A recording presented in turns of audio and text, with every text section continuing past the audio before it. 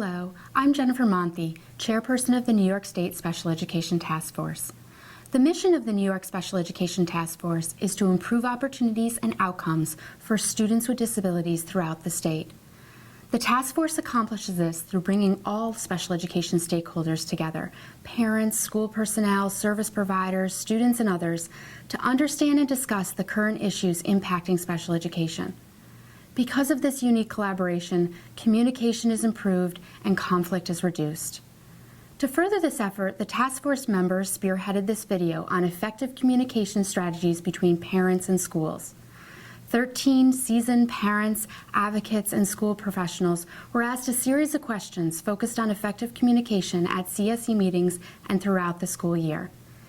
It is the task force hope that this video will lead to further discussion among school personnel, parents, and other special education stakeholders to promote communication and collaboration in improving the outcomes of students with disabilities.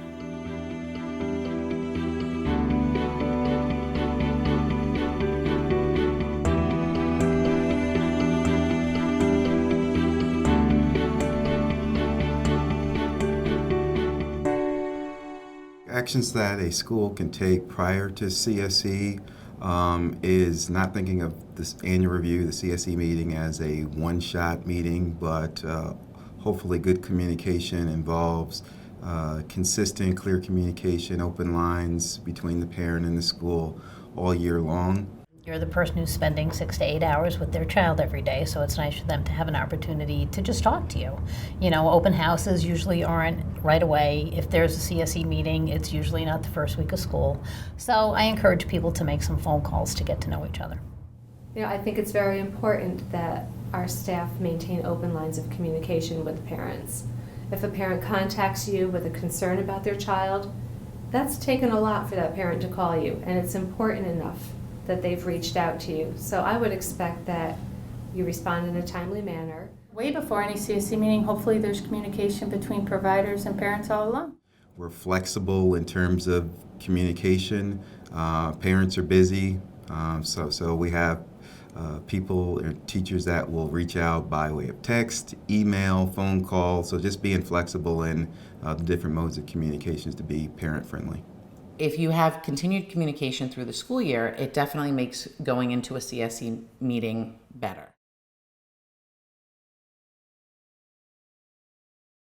I know a lot of parents can feel intimidated in CSE meetings. You're walking into a room by yourself with possibly anywhere from 5 to 6 other people, if not more, by yourself. So right away you're thinking, what were they talking about? Were they talking about me? Were they talking about my child? Was it good? Was it bad? Then you sit in the seat that's left. The CSE, they have their agenda and you don't know what it is. And you're not sure what's going to come at you in that room. So it's scary. It's a lot of emotions. The parent is sitting out in the hallway, the door is closed. You assume the door is closed because they're talking about you or your child, and it's very disarming. We would send the person that the parent was the most comfortable with out to greet the parent and walk the parent in. Sometimes we would even stand up. There's nothing worse than walking into the Last Supper scene. Everybody is seated and you have an assigned seat. So it's kind of reflective of what kind of culture you want to communicate. Parents, we need to remember that it would help us to put ourselves in the shoes of that parent. They're coming from a place of love for the child, and if they're angry or concerned, that's probably based out of fear, and we need to reduce that.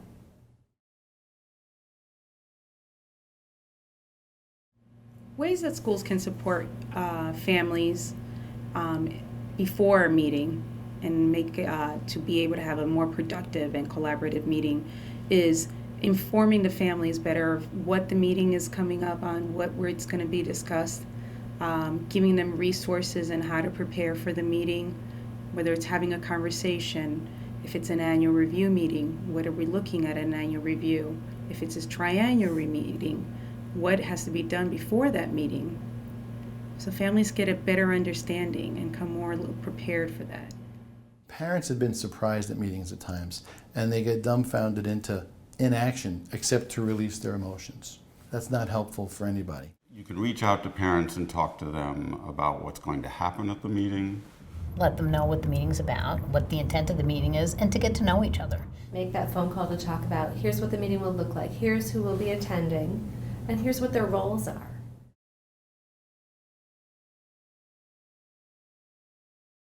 Another thing that school districts can do is they can provide all the evaluations and reports prior to the CSE meeting. When dealing with bilingual families, things that school can do to promote good meetings is prior to the meeting. One, if making sure that the letters are translated in their home language, and making sure that the parents is understanding, pointing that they're entitled to an interpreter at their meeting. I like to reach out to parents and ask if they've received that information. So that the parent comes into the meeting as prepared as the school personnel. Make sure the data we send home is quality. When we report on IEPs, it's really information that parents can understand and it's meaningful. And beyond just sending them the report, to have the actual evaluators reaching out to the parent before the meeting and going over the results, asking if they have any questions. Try to have the draft IEP ready to go 2 weeks prior to the meeting and sending it home, giving the parents a chance to actually review, maybe reflect, ask questions. Our CSE chair is sharing and reporting that she's finding that many parents are actually reading it in advance. This gives the parents a chance to review the documentation, to research it, to understand it, and come in as an equal member. And that level of communication actually serves both sides, because when you get to the meeting, if the parent is upset about something, you know about it, because they've already told the evaluators, I disagree with that, or I'm unhappy with that, or wow, I was shocked by that result, or I don't understand that result. What does it mean? Can you put it in context for me? I think those kinds of things can really help a CSE meeting get off on the right foot.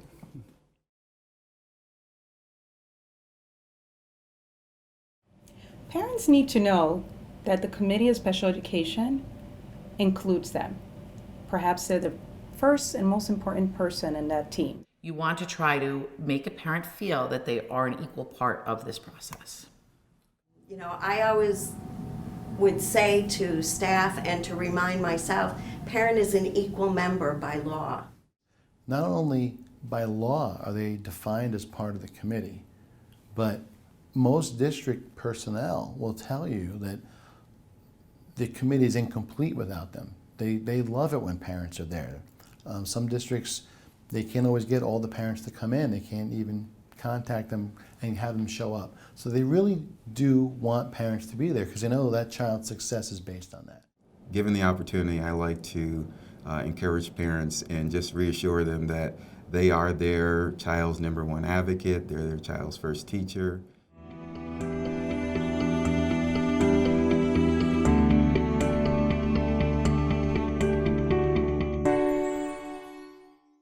I also encourage parents to feel free to share in the beginning of the year what their hopes are in terms of goals. From year to year, you may have different providers, and the last team may know your child very well. So it's good for parents to be proactive all throughout the year. Get involved in the process. They must take some responsibility for whether their child is making progress or not, monitoring that also. No parent should leave it up to anybody else alone to make those decisions. The parent needs to be a part of that.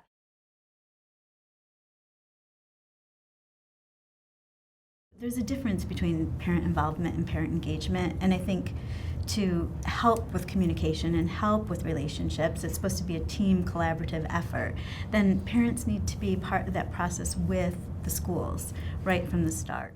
Remember to be open and honest with the staff that they're talking with. Our intent is to help their child.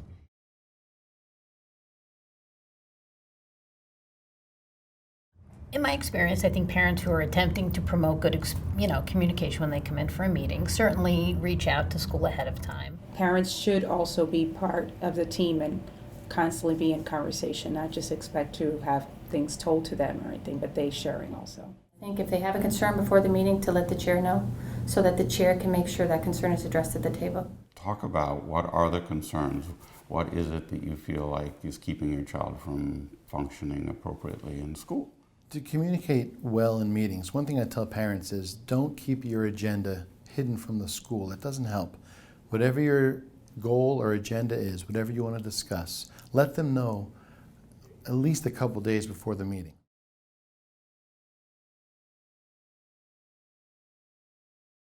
Maintaining documentation is very important throughout the year. Work samples from your child, good or bad, progress reports, report cards, and then preparing for your CSE meeting, which to me is the most important thing an advocate or a parent can do. You need to really look at all the documentation, review it, analyze it, understand it, ask for help, look on Google if you need to.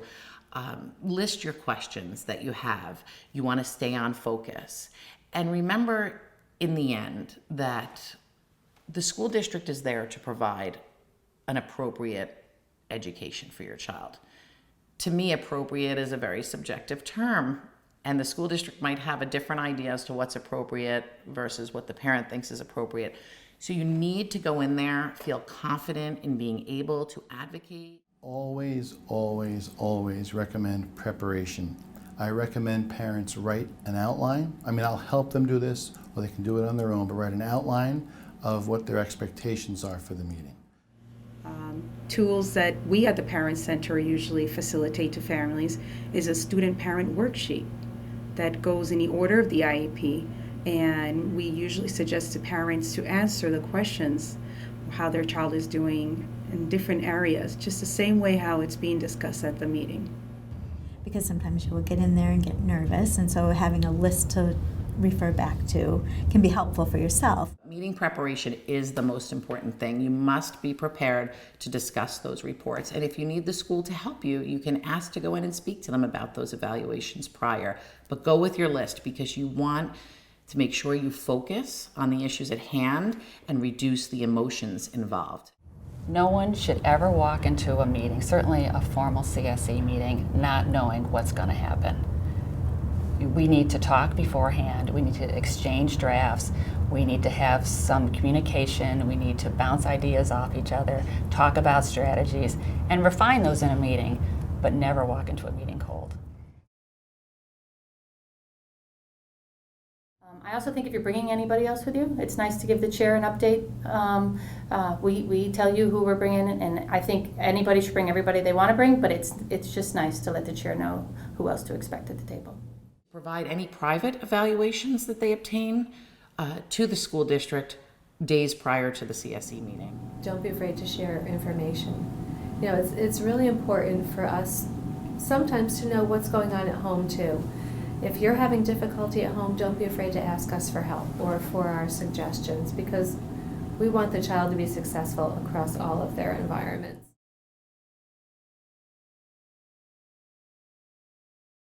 I've always approached any meeting involving my daughter as an opportunity for me to get more information and work with the school district.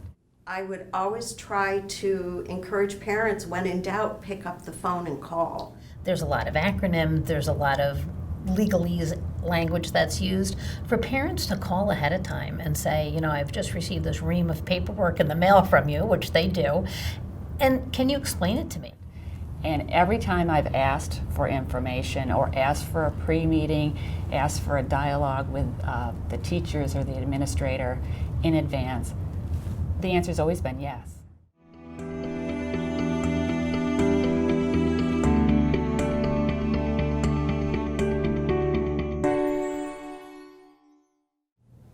Actions or statements by staff that tend to undermine the communication at CSE meetings include things like not being responsive to parent phone calls or emails in a timely manner.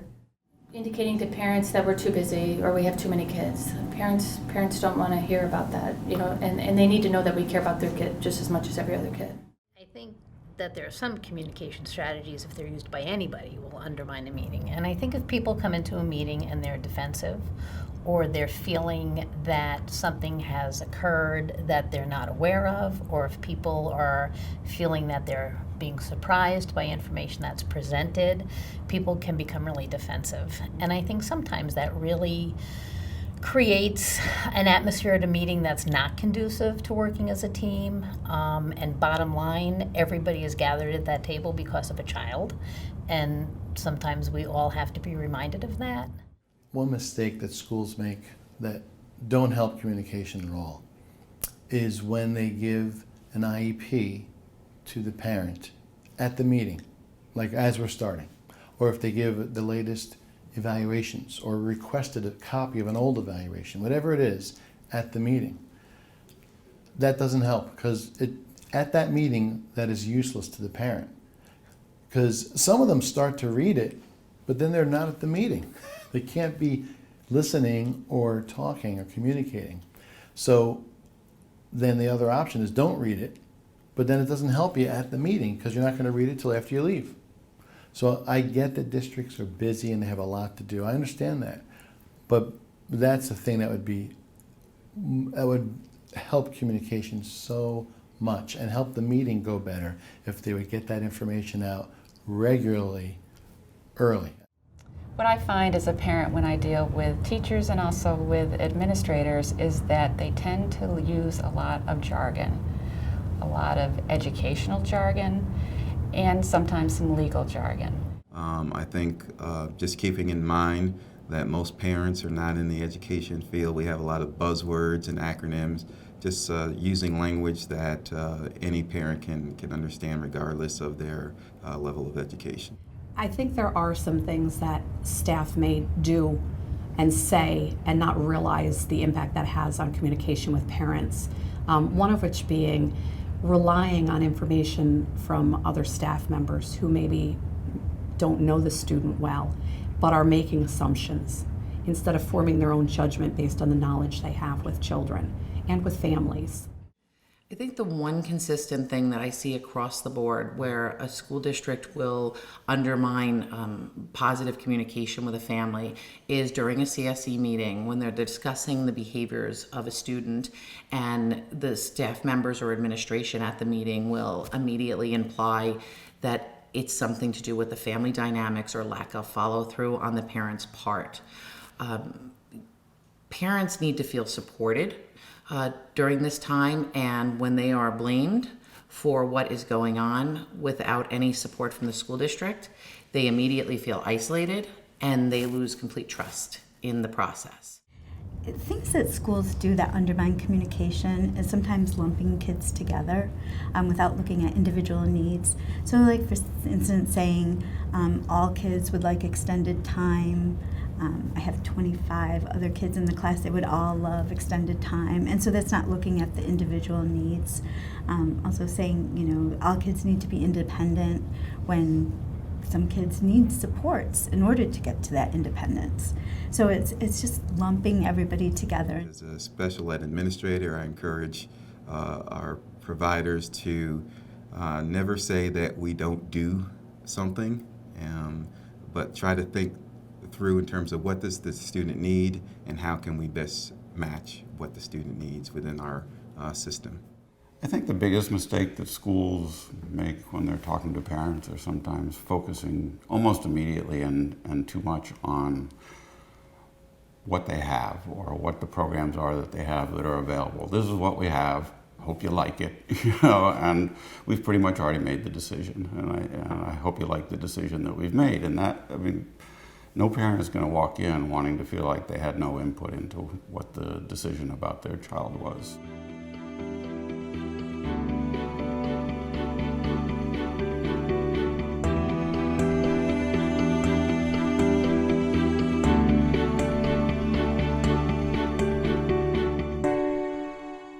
As an Italian, one of the most obvious things to me that will hinder communication is leading the conversation with your feelings. Both the school and the parent have equal legitimate concern about what's best for the child. So in my counseling days, I'm a former school psychologist, using those I statements, I feel, I believe, kind of deflects it from being personal and more focused on what the actual concern or issue is. To be open-minded, willing to come up with, suggestions, solutions, and keep your emotions in check. You can't let the emotions get out of hand because that just hinders communication from the start. I don't want a parent going in there just with their passion for their child, because that's not going to help them communicate the points that you need to communicate to get whatever services and accommodations that child needs.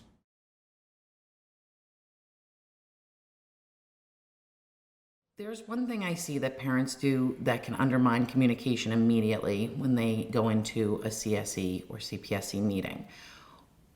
They tend to go in with immediate distrust of the school district, and they fail to listen to what the school district is saying. You need trust on both sides, and so going in not trusting just off the start and trying to figure out what they're going to say before they even get there.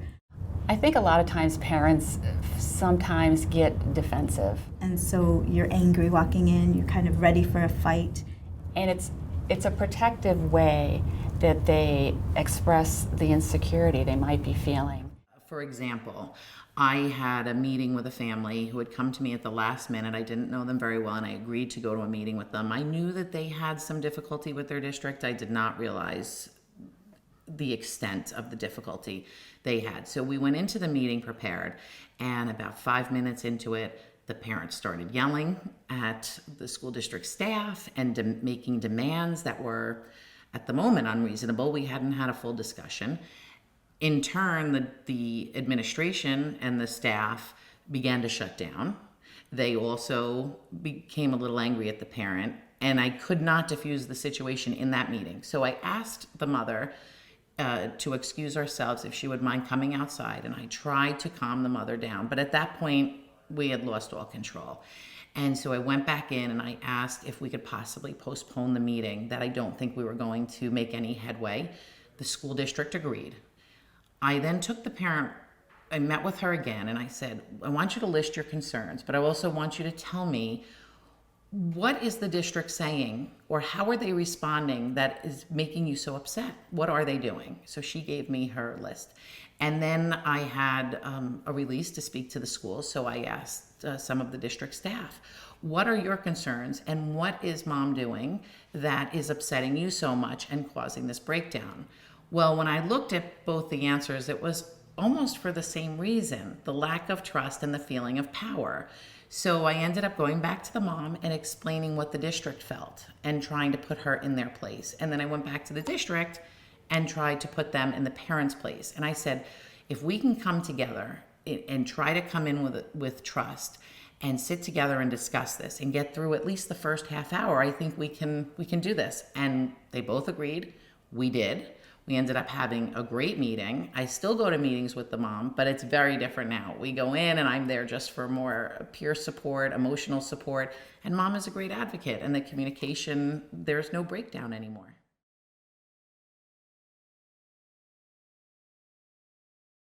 I think one of the things that undermines that communication is when parents are not upfront and honest and may say things that outside of the school building to other people that sometimes get back to staff members. And that really can damage that relationship that you're building with the people that are supporting your child and working with your child.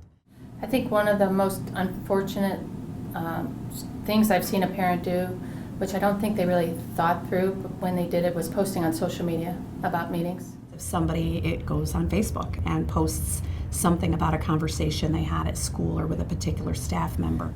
Especially within the community that I live in. It's a smaller community. Once you post it on there, everybody in town has seen it. And that information gets back to staff members, and that really can be hurtful at times. And it really sets up a tone before the meeting. So unfortunately, I've seen what they've written and what every community member has written in response to that, and it just makes it hard to have that meeting. And it damages the relationship, and it's difficult to trust somebody when things like that are happening.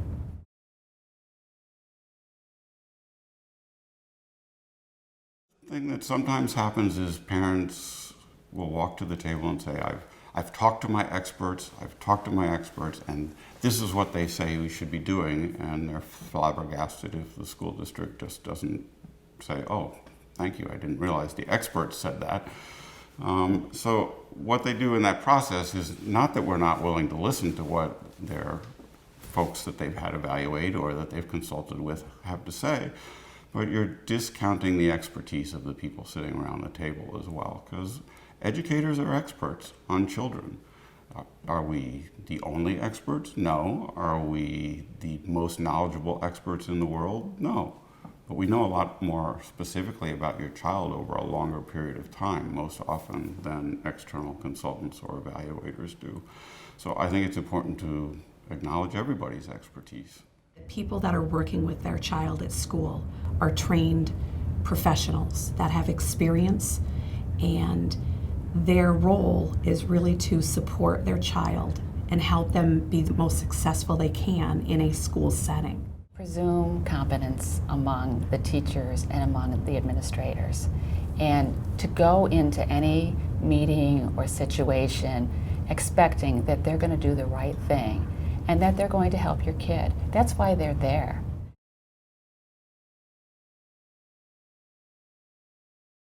They come in and saying, this is what I want, this is the only solution, this is the only way that we can serve the needs of my child.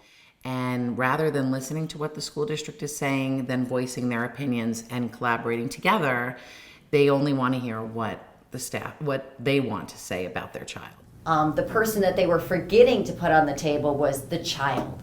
And once I got them to see that you're over here and you want a lot of things, but the law does not entitle us as parents to our wants. It entitles us to what does the child need.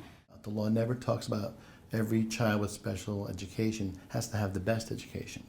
And in fact, the law says that nowhere. What it says is you have to give a child what they need so they can learn.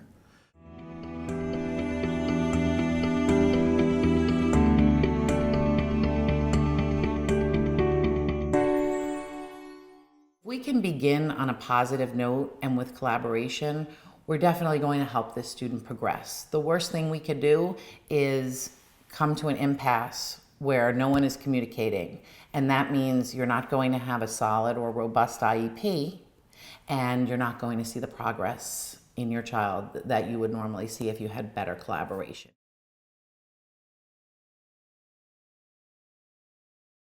Sometimes parents don't realize that I always say sometimes you win the battle and you lose the war. Like you can fight for something that's really not even appropriate for your child. Pick your battles. But really know your rights and how the education system works. It really behooves parents to become as educated as they can, both about special education in general and about special education within their district. Start to understand what your parental legal rights are. How do you become your child's best advocate? Ways that parents can learn about their rights in the special education process is going to trainings. Strategies that parents can use to learn more about the special ed process is reaching out to their special education parent center. Every region in a state has a parent center. They can reach out to local support groups, the special task force, advocacy groups that have information and resources. Many times it's available online, many times you can call. A lot of it sometimes is printed out if you don't have access to a computer and can be sent to the schools. I have found that it was incredibly helpful in my district when parents really joined with our SEPTA, our special education PTA, and the SEPTA was led by two women who were very, very knowledgeable about special education. And when parents kind of sought consult with them, they came into meetings much more prepared. Sometimes we've had parents ask us to connect them with another parent in the district of a child with disability or somebody who's been through the process, and that seemed to have helped having somebody you could talk to.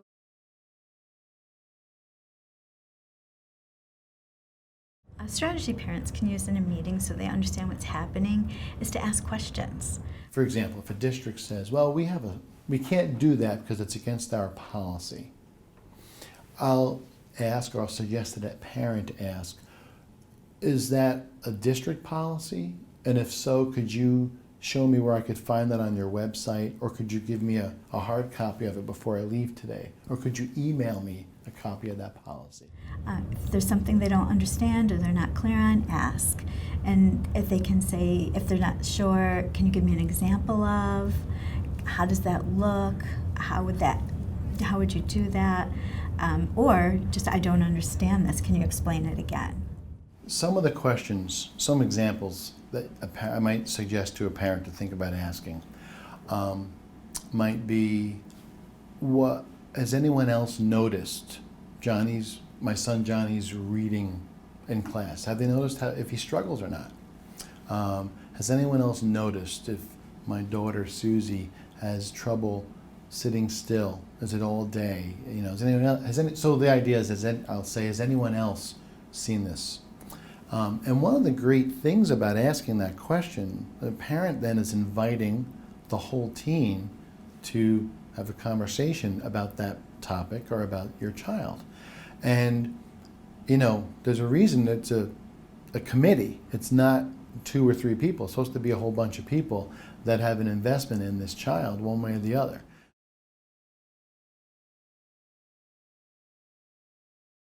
I believe active listening promotes good communication at meetings. And active listening means letting people say what they have to say and really listening. And then maybe repeating back, because often what people say is not what others hear. And when you have 2 different points of view, sometimes you really have to sit back and take it in and understand what the other person's trying to say.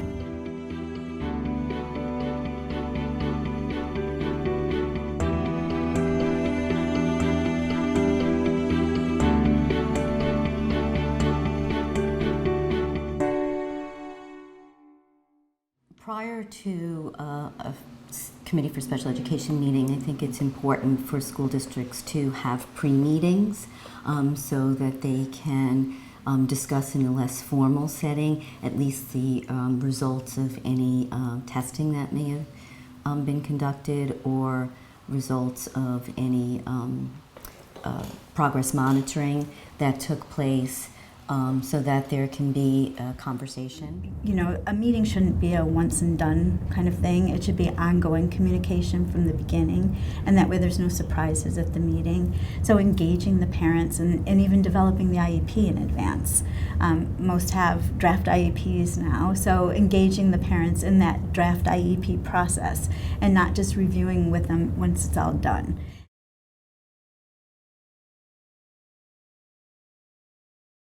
One of the things I find helps in meetings to make sure that we're collaborating with parents is I always have an agenda or an outline of what I want to discuss at the meeting. What I've tried to do before is create a written agenda that kind of identifies each concern and who will speak to that. But up front, the parent knows that they can interject anywhere, but I just want them to know at the start of the meeting, here's the skeleton we're going to go through, so that they can see we're going to hit everything.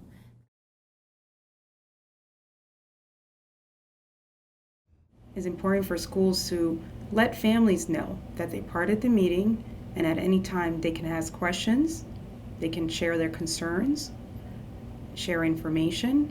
A lot of times I'll start my meetings off with, even CSE meetings, saying to the family, this really is a discussion.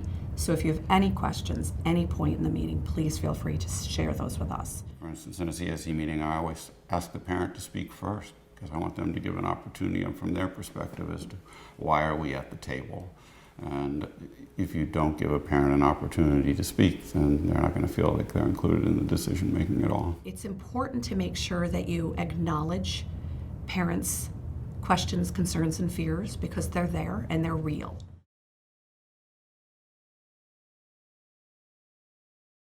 Things that schools can do to promote communication when it involves a bilingual family is reassuring them of their right to have an interpreter at their meetings. And the interpreter is there in the CSE, really guiding the interpreter in translating for the family, and also asking the interpreter to ask from the family if they're understanding what is happening at the meeting. But we also have a large population of students that are not just Hispanic and African American. We also have a large influx of refugee students' families that are coming in. different cultures, sometimes different religions, and so just being mindful that customs and way people communicate are very different, and so we've had to do some adjustments in terms of planning for meetings, in terms of working with dates, being mindful of certain religious dates. In some cultures, families tend to be more protective, more isolated if they have a child with a disability. One thing that happened to me recently, it was a learning curve. I found out that women that practice Islam, it's not part of their custom to shake a man's hand that's not in their family, and so just those little things that you take as things we do every day requires us in the urban district to think more outside the box and be flexible in terms of our interactions. Following up and having more intimate conversations with the family is just as important.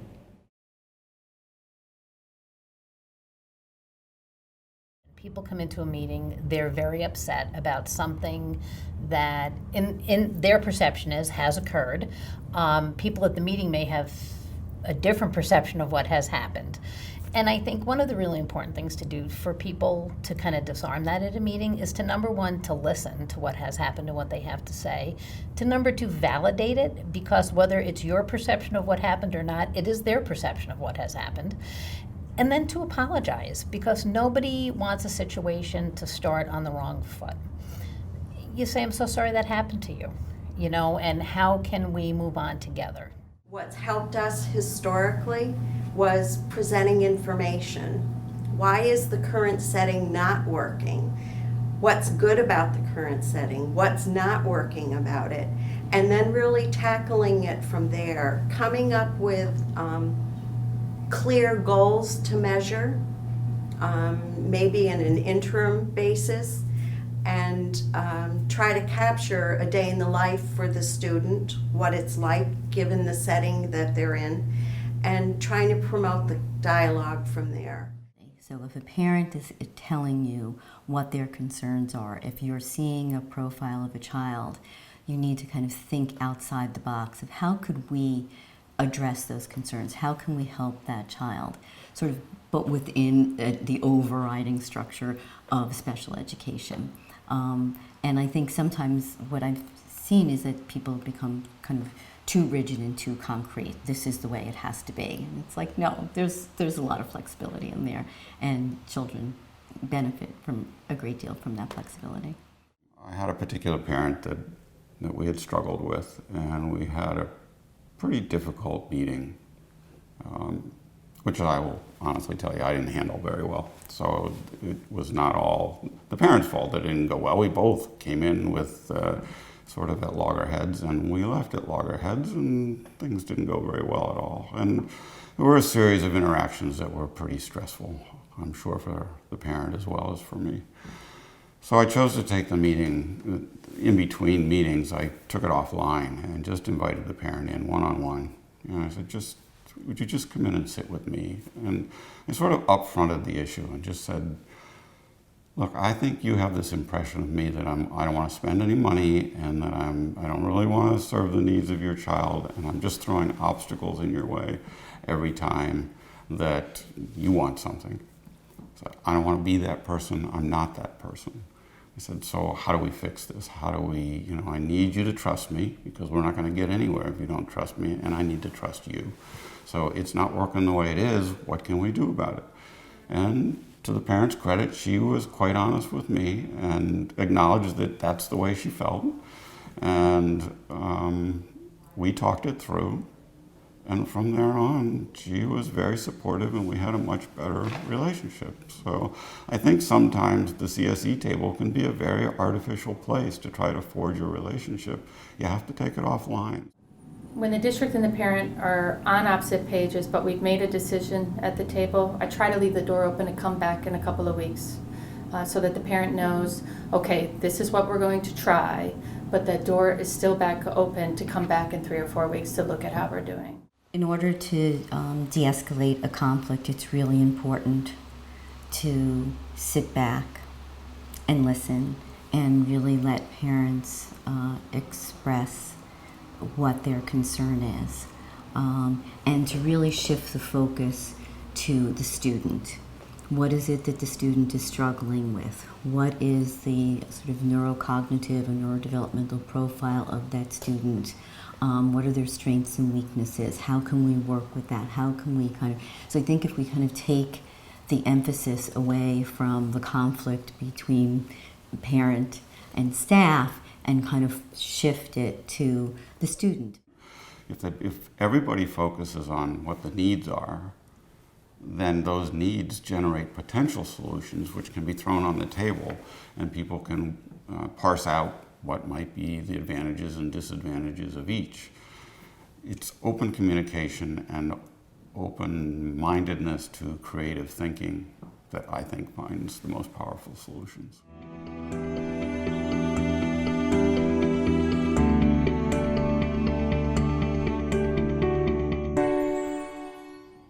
Parents are always in grief, in different stages, dealing, and it's a sensitive area, and when you're talking about their child that has a disability.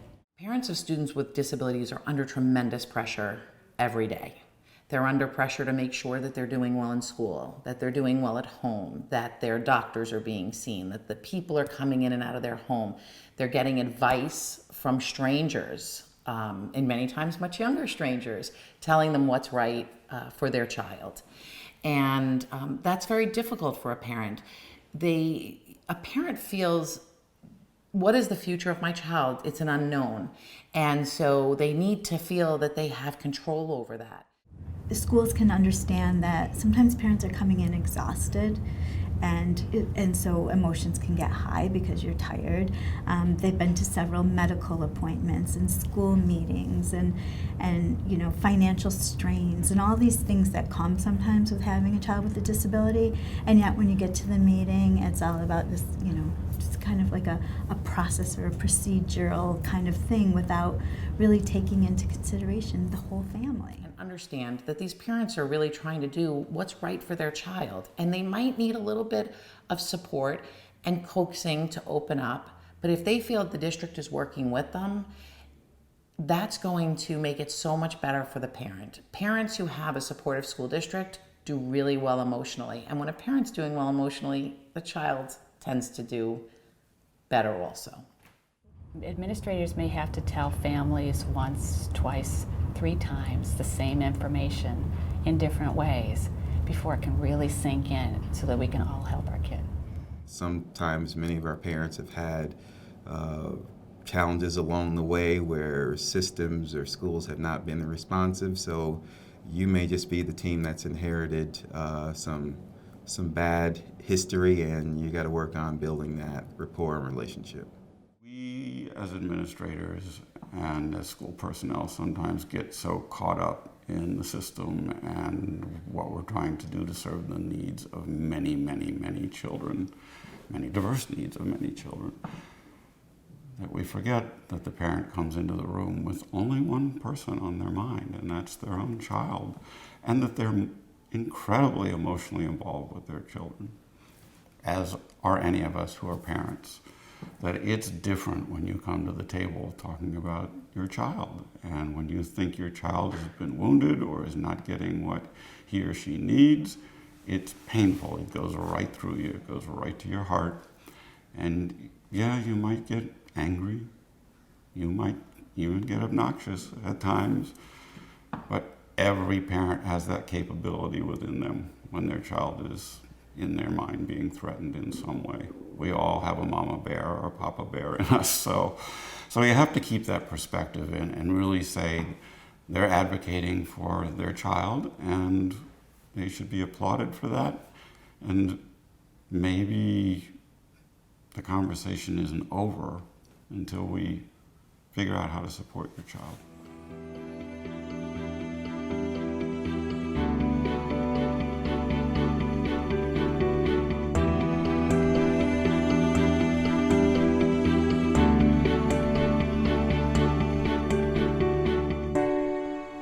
If I had a magic wand, I'd want parents to know that we really do care about their kid. And that people that I know in special education went into special education because they really cared about kids and sticking up for kids and advocating for kids. We really are all gathered at the table for the same reason. And again, that may not have always been their experience coming into a school, but when they come in, we're all there about their child and really looking at how do we put the pieces in place to make their school experience the best that it can be for them. 98% of the people they're going to run into from the school, from teaching, care about their child and have the same goal as them, that they want their child to learn. And they want them to learn in spite of their disability or because of their disability. But they have the same goal.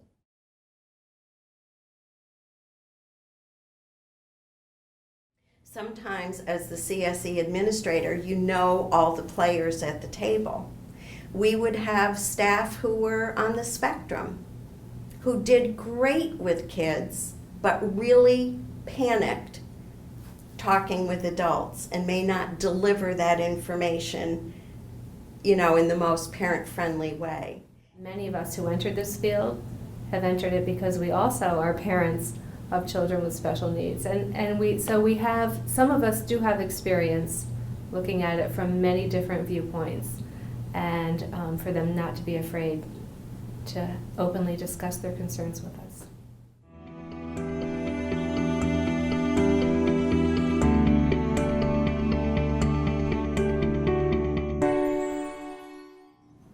I think school administrators need to know that special ed is one of the toughest areas, I think, for anybody to coordinate or be involved in. And I can speak from that because I used to wear that hat.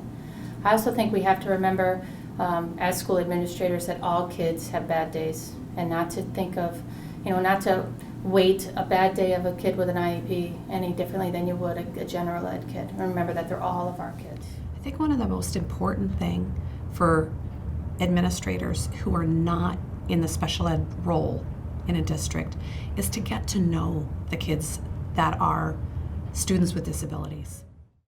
The principal didn't know this student well, so the student had made some statements that could have been interpreted in a really negative way.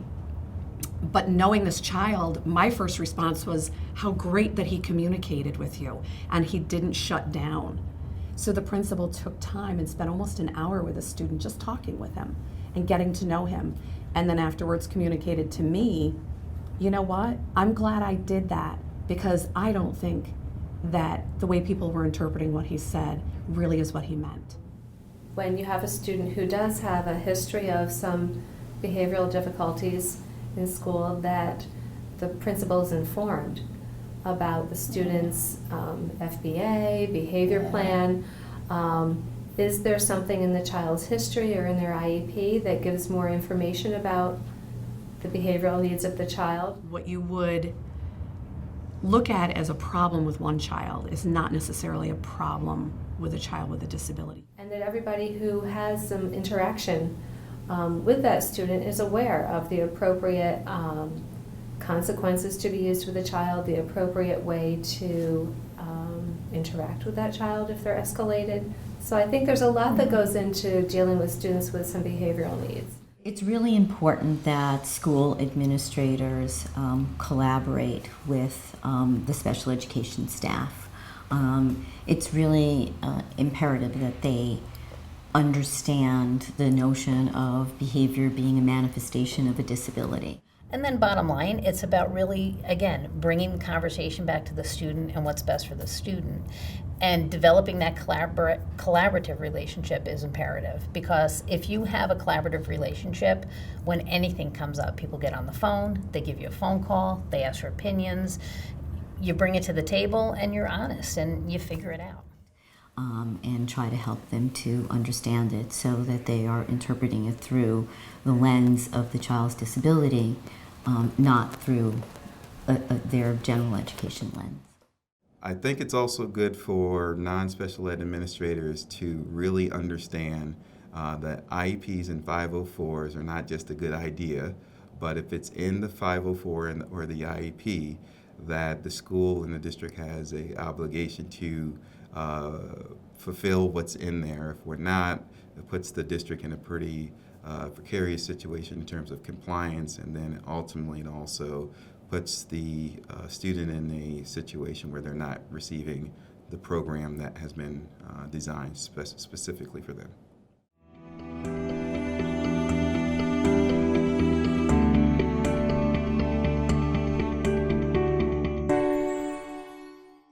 Some advocates can work one-on-one with parents just to go through the evaluations in the IEP, and if they're needed at the meeting, that can happen, but prior to that, they can just work with them to understand that process, so then when they do go to the school, they have more confidence. I really want everyone to know that an advocate's job is to help a parent work collaboratively with their school district.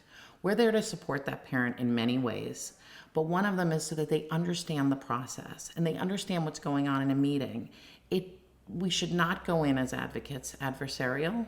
We need to go in with a positive attitude. We need to make an example for how we want the parent to act in a meeting. And I want school districts to know that that's what an advocate does. We're really there to make this work. We're there to get that child an appropriate IEP.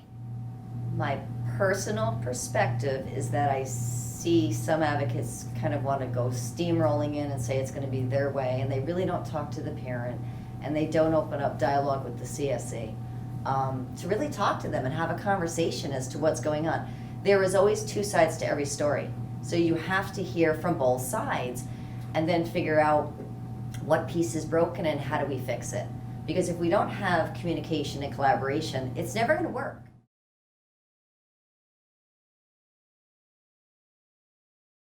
I think that it's really important that people, school administrators, teachers, parents, presume competence of students. I think that we miss a lot when we make assumptions about our own children, someone else's child, and I think it's just imperative that we presume competence, and that as school administrators, really, it's our job to program for that competence and give kids access to curriculum and give them the most successful experience they can have in school.